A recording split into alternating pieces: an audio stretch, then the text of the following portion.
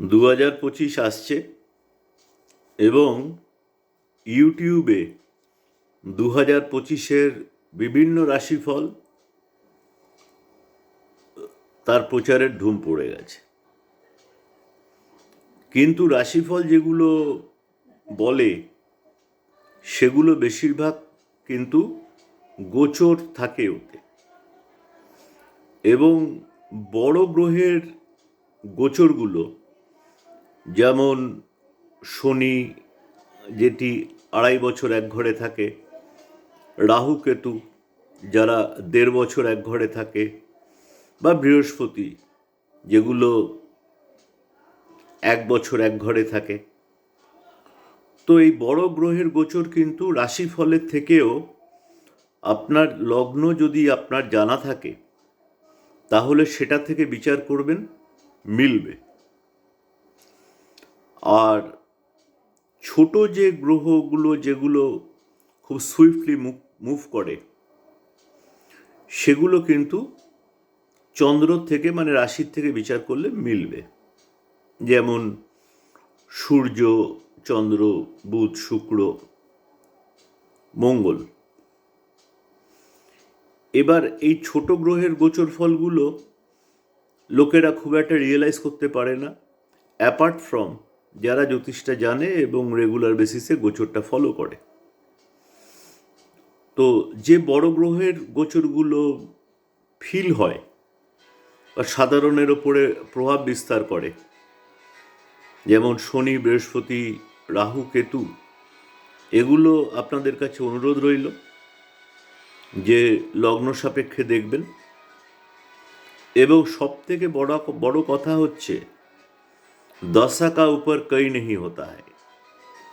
আপনার যে মহাদশাটা চলছে সেটা যদি আপনার ক্ষেত্রে পজিটিভ হয় এবং তার ভেতরে যে অন্তর্দশা চলছে সেটা যদি আপনার ক্ষেত্রে পজিটিভ হয় তাহলেই কিন্তু আপনি ভালো রেজাল্ট পাবেন।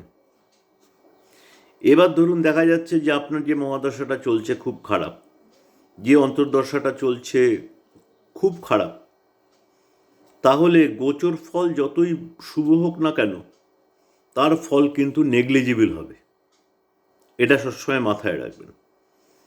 আর আপনার মহাদশা ভালো, অন্তর্দশা ভালো, গোচর ফলও ভালো, এখানে শুভ গোচর ফল কিন্তু আপনার ওই মহাদশা অন্তর্দশার যে শুভ ফলকে আরও বাড়িয়ে তোলে।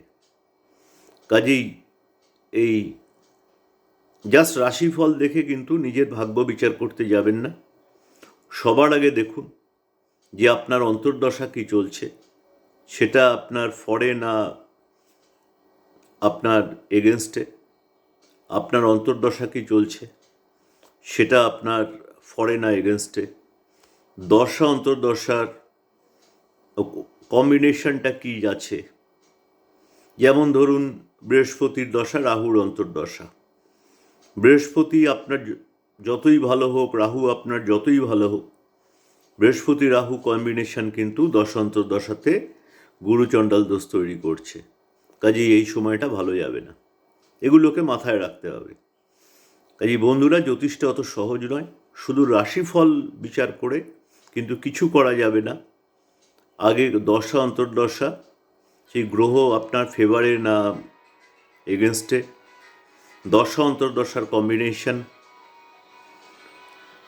এই কম্বিনেশনটা ভালো না খারাপ, তারপরে আসবে গোচর। কাজে এইভাবে আপনাদের ভাগ্য বিচার করবেন। নমস্কার।